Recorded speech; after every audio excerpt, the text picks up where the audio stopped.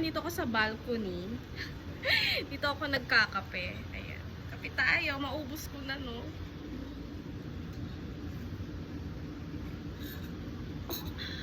Ay, nako. Maulan. Cloudy siyang weather natin ngayon. Ayan.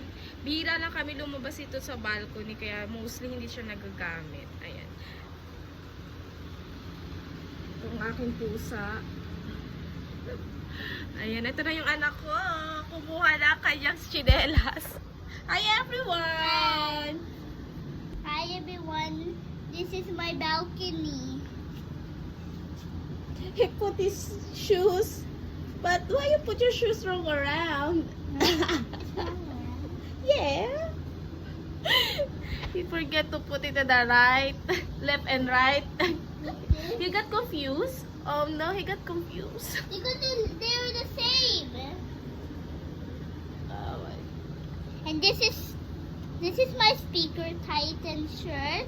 It's the upgrade one. Upgrade. It's Ayan. the strongest. The strongest? He's angry. Oh, who's angry? The speaker Titan. Oh. Hi, Cara. What are you doing there? He's sitting down. He come inside. Good girl.